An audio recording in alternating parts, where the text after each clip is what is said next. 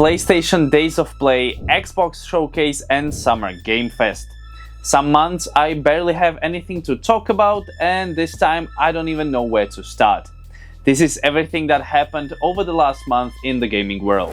Over the last few years we've been watching the end of the console wars, and honestly us PC gamers had it pretty good. But that's over now. Sony announced that future exclusive games will be pulled back to PlayStation as a response to declining PS5 sales.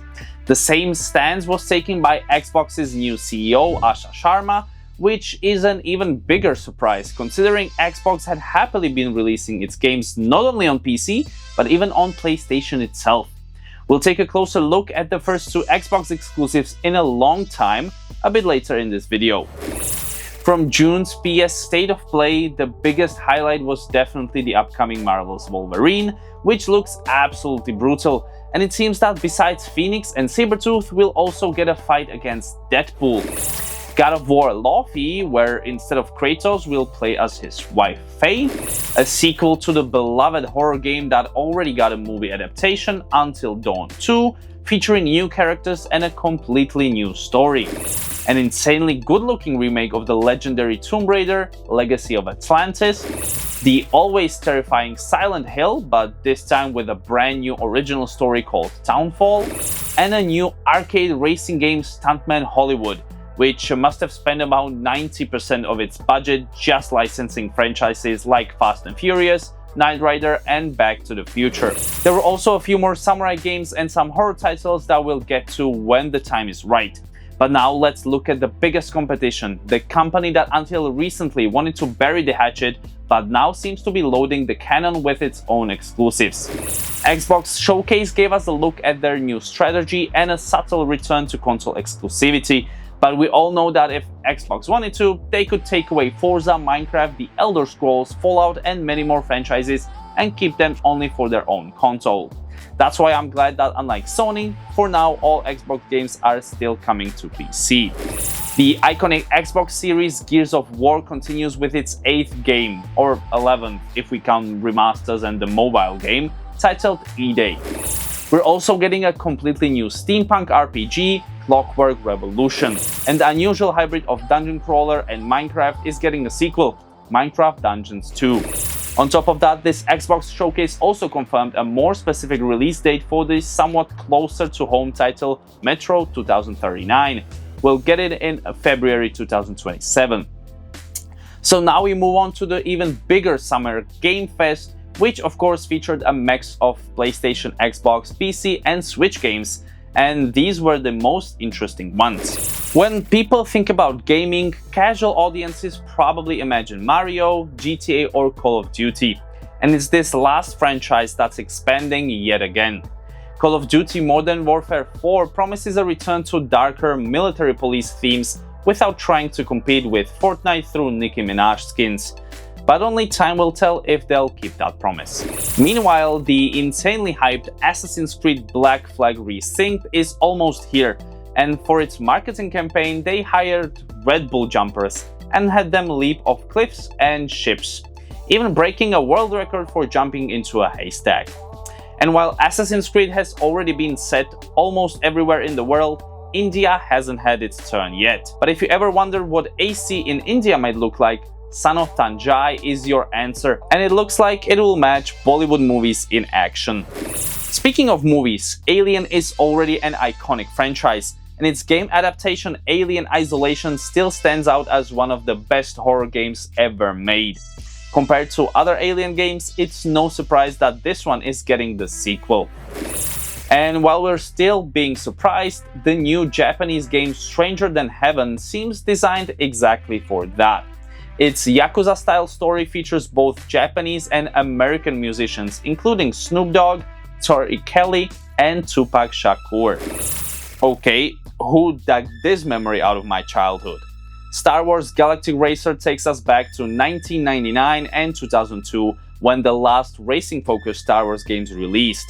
Games that, as a kid, managed to kill not one but two of my PCs. Thinking about childhood obviously also brings me to Mafia, and it's the newest Mafia the Old Country that's getting a new expansion called Men of Honor, where we'll finally learn more about Salieri's beginnings. It releases this year exactly on my birthday, August 14th, so now at least everybody knows what to get me. Considering how important witches are in our folklore, you'd think we'd have far more games about them. Instead, it's 1666 Amsterdam that's taking matters into its own witchy hands. Again, this feels like something Ubisoft could have done with Assassin's Creed, but oh well.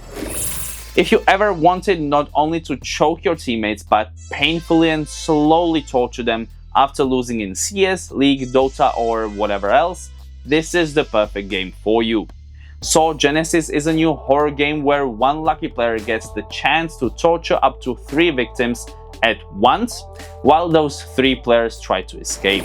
Very few games gained as much popularity during the pandemic as Among Us. And now this digital version of Mafia/Werewolf is finally getting a single-player story mode where you'll solve a crime on board. Not every racing game has to stay faithful to reality and physics. Sometimes you just want to feel like that spy car from Cars and shoot a grappling hook out of your vehicle. And that's exactly what the new game Clutch will let you do next year. And since they call their game Clutch, I really hope they release 2 more games called Break and Gas. We're slowly reaching the finish line with our final 3 games, and we'll start with the sequel to the hardest game I've ever played. If you think that means Dark Souls, Elden Ring or Sekiro, you're wrong. It's the new Mighty Cuphead adventure, which moved away from 1930s hand-drawn animation into a nostalgic 80s style 8-bit arcade aesthetic. God protect the hairlines of everyone brave enough to play this. My bald spots from the first Cuphead still haven't grown back. The Japanese simply know how to make a horror game, and the fact that it doesn't take them 10 years is a nice bonus.